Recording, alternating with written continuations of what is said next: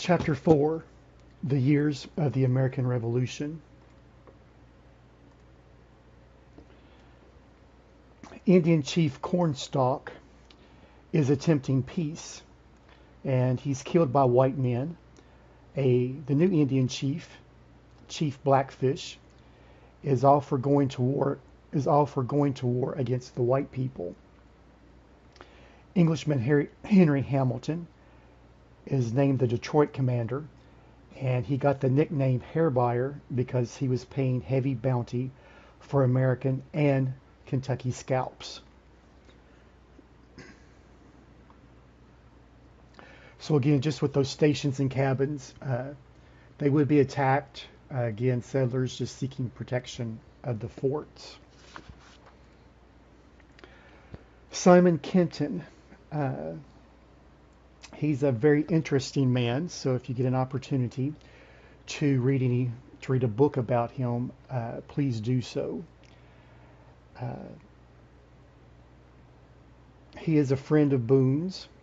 He did save Boone's life, but he liked to play games and tricks on Indians. He would go to the Indian camp and he would steal Indians, the horses. He would bring them back, but he would just ride by them on their horses, which frustrated the Indians, and they just couldn't understand why Simon was doing this. Simon's also Boone's equal. During the Revolution, he was at Boonesboro. He would become a scout and go between different forts and deliver messages. He and Boone became great friends, and Boone respected him. And Kenton was the only man who could ever sneak up on Boone. This last bullet on Simon, he was born in Virginia. At the age of 16, believing that he had killed a man in a jealous rage, this fight began over the love of a girl. He fled into the wilderness of Kentucky and Ohio, and for years he went by the name Simon Butler. In 1782, he found out that the man that he believed that he had killed was actually alive, so he changed his name back to Simon Kenton. He died April 29th, 1836, at the age of 81, and he is buried in Ohio.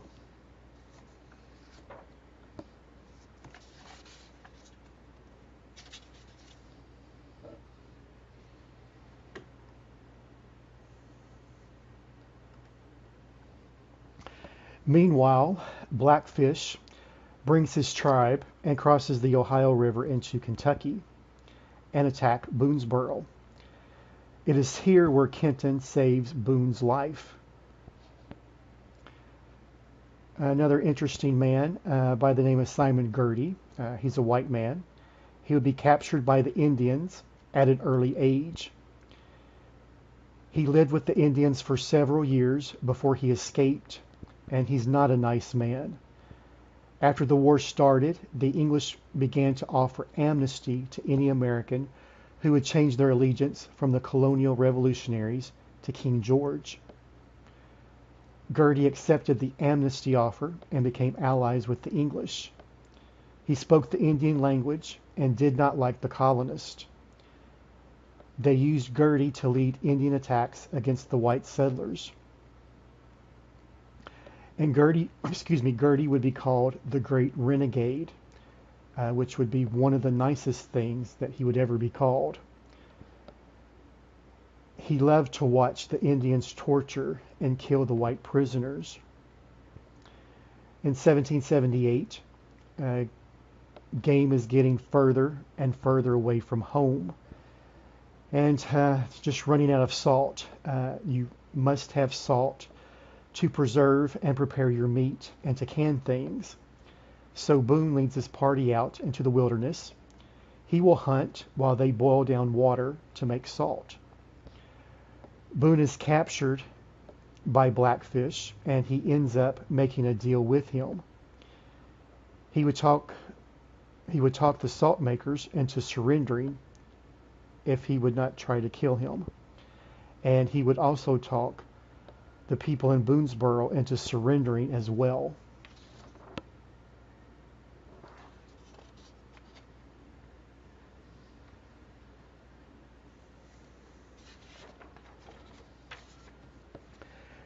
The Indians take a vote, and by a small margin, they agree to Boone's terms.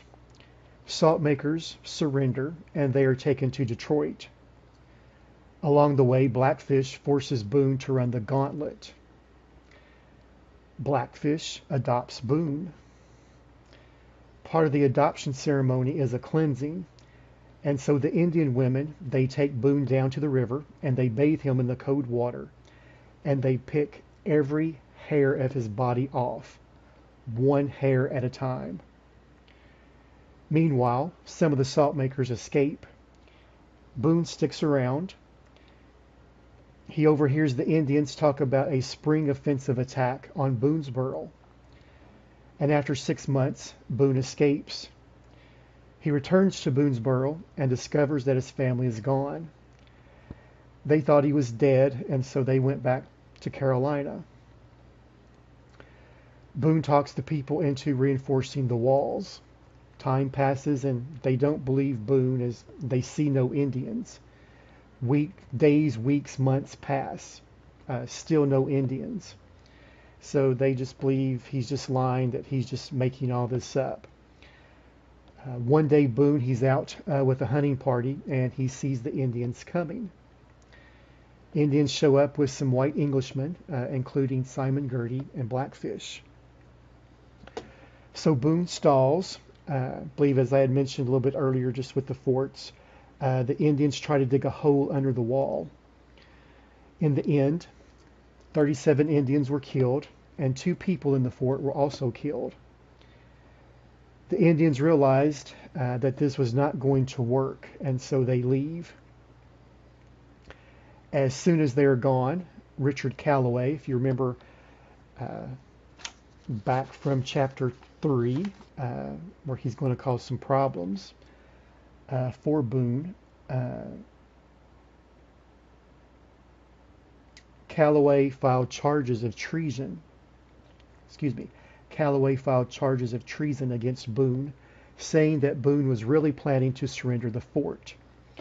And so a military trial is held. Boone explains how he was trying to save the fort and the people, and because of what he did, none of the salt makers were killed. Boonesboro was not attacked for approximately 8 months, and in the end, only 2 people were killed in the fort after all this time. Boone was found not guilty, and he also received a promotion in the militia. This makes Calloway furious. In the meantime, Blackfish sees that things are not going his way, and he breaks his big war parties into small parties and begins attacking the outlying stations.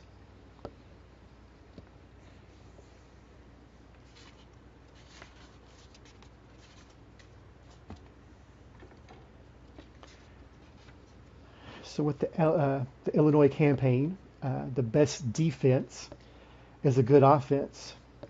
George Rogers Clark, he had gone to Governor Henry with a plan. His plan, the best way to keep the Indians from attacking people in Kentucky, is to get rid of the Indians north of the Ohio. And so we need to go get rid of all of the Illinois Indians and go all the way to Detroit and take Detroit.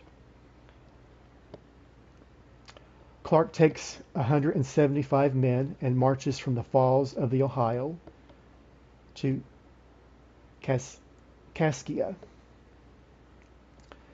So from Louisville, if you can imagine just walking this distance from Louisville to Kaskaskia, Illinois. If you drive, it may take you 2-3 hours, perhaps just driving, but just imagine just walking. They end up retaking Cahokia, Vincennes. Vincennes is a French village. They've been told about the long knives. And after you fire the first shot from your gun, you don't have much time to reload. So you have a tomahawk in one hand and this 8 to 10-inch blade that's sharp on both sides in the other hand. And this is your killing tool. This is what you use to fight with. And Clark and his men were called the Long Knives. The French people in Vincennes had been told horrible stories about what the Long Knives were going to do to them. Clark convinces them that he's not going to hurt them, and so he calls on some of the Indian chiefs from the local Indian tribe, and he gets them all together. And this quote, this is supposed to be from his speech, and so it's quote, "I carry in my right hand war, and peace in my left. Here's a bloody belt and a white one. Take which you choose. This is a fight among family." So of course no one wants to get involved. No one wants to get involved in a fight between family members. And Clark, he's actually bluffing to the Indians, just like he did with Governor Henry when he went to seek help elsewhere. When he went to seek help from the Spanish. So he's just bluffing the Indians. He only has 175 men, and they're all of these Illinois Indians. And surprisingly, believe it or not, the Indians agree with him. And so a lot of them actually decide to back off. Although we don't fight in the wintertime, Colonel Hamilton, he had retired for the winter, and he heard about Clark taking Vincennes. So Hamilton gathers a bunch of Indians and English militia, and he heads to Vincennes, and so he retakes Vincennes.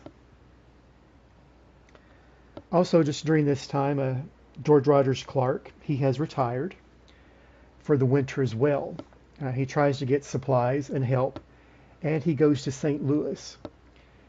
He talks to the Spanish, and it's at this time that rumors start to spread.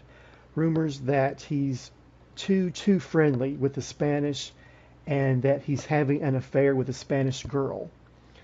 Now, is this true or not? Did he have an affair with a Spanish girl? We just don't know that. It's possible, but we just don't know. Clark, he never writes anything about this. Nothing ever comes of the rumor. He never marries. He gets a ship called the Willing, and he starts making supplies once he learns Vincennes has been retaken by Colonel Hamilton.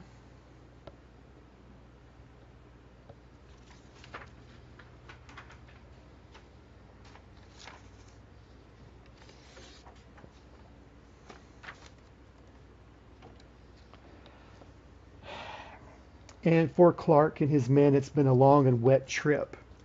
The entire plains in that area is covered in water, and they march in water for days.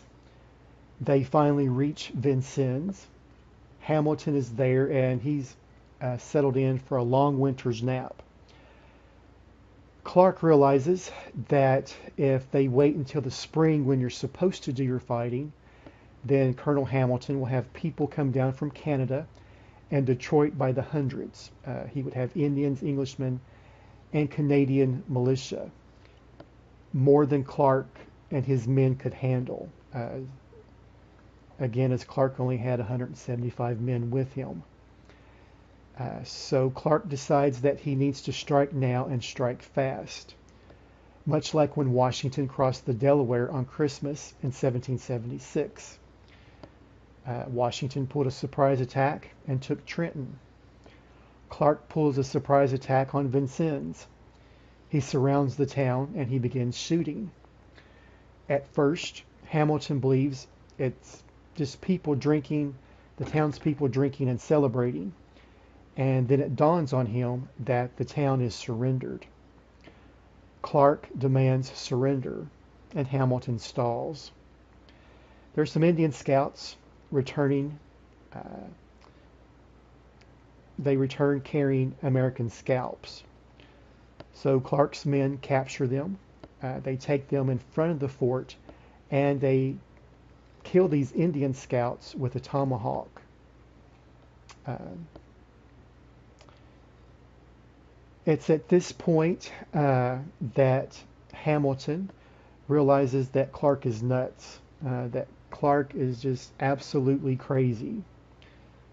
Uh, Clark, he would just have his men march around the fort once or twice and then change battle flags uh, every couple times around.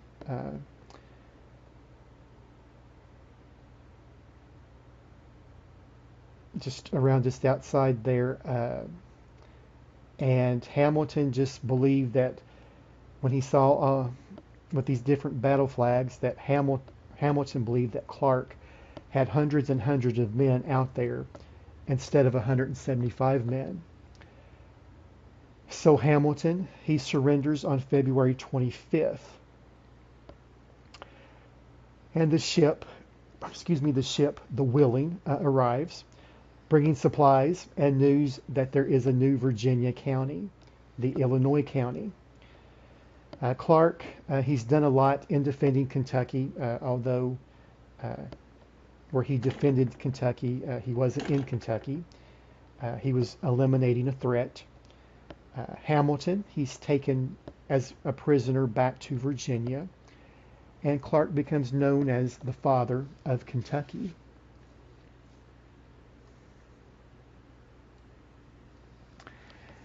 And although Clark took care of the Indian activity in Illinois, Indian activity does increase.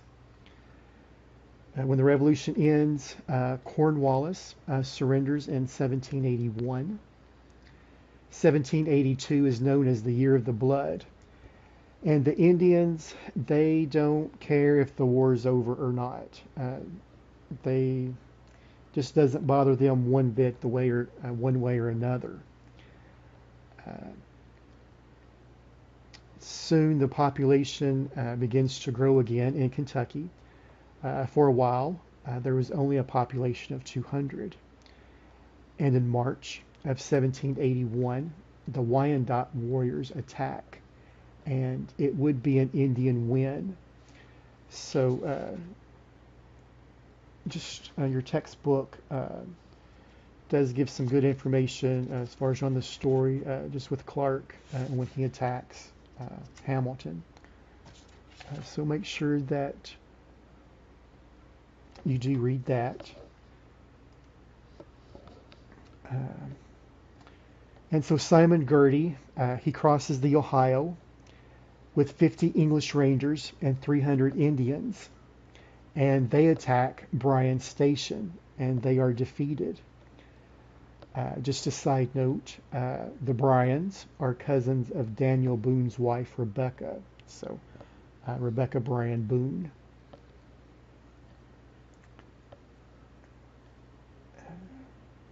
So when they couldn't trick the men into leaving the station, they ended up burning the buildings, killing cattle, destroying the crop.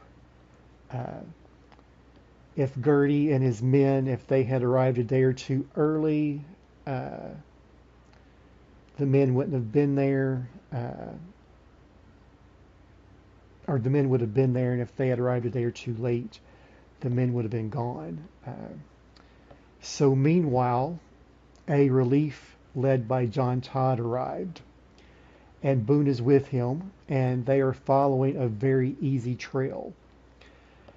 Boone is trying to tell them that this is way too easy. We don't need to do this. This does not look good. But they end up following the trail all the way to Licking River. Again, Boone urges them, Boone urges them to wait for Logan's men to arrive, because Logan's supposed to have approximately 200 men, as there are not that many men with Todd and Boone. Now, a man by the name of McGarry, he's a young major in the militia, and he had been chided earlier in the day for being timid. So he rides his horse in the middle of the river, and he screams, "Hey, if you're not a coward, follow me." And you just have to just think back and just during this time in Kentucky that a man's bravery was very important. So they would follow him uh, get in the river, across the river, and even Boone, against his better judgment, would cross this river also.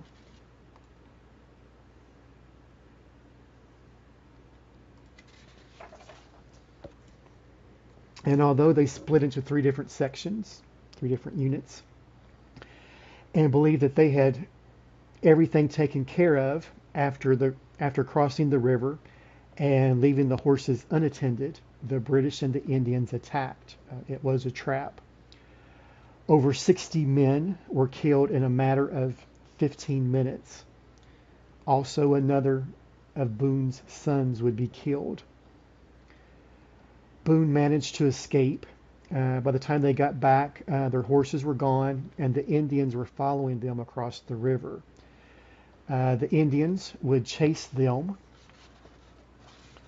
for 3 miles, and finally the Indians decided to go back and scalp and mutilate the bodies that had been left. It would be the worst defeat of the Indian Wars. And as you know, just every defeat has to have a scapegoat. McGarry would be blamed, of course. McGarry blamed Logan. He just felt that Logan should have been there with more men, and Logan blamed Clark. He felt that George Rogers Clark should have been here defending Kentucky.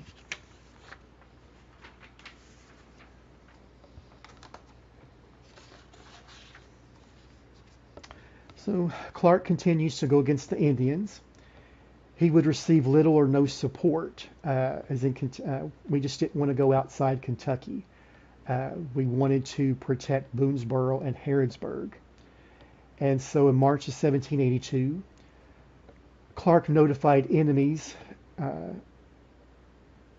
that got to the new governor. And a few months later, this governor, he's just given permission to retire. Clark, he's never repaid for monies that he had used for supplies for men for the Illinois campaign. So no man did more to save Kentucky during its most perilous days than did Clark. So he does deserve the title of Father of Kentucky. Before the war ended, Spain entered a war. Spain entered the war as an ally of England in 1779, and her reward after the war would be Florida. Survival had been a main concern for men and women of Kentucky, not fights with the British, but rather living in fear of Indian attacks. But events occurring and future Indian problems puts Kentucky on the road to statehood. So again, just chapter 4, make sure you read chapter 4, make sure you read both chapters 3, chapter 4. Review these video lectures, get your notes, and your quiz is due on Tuesday, September 4th. That's over chapters 3 and 4.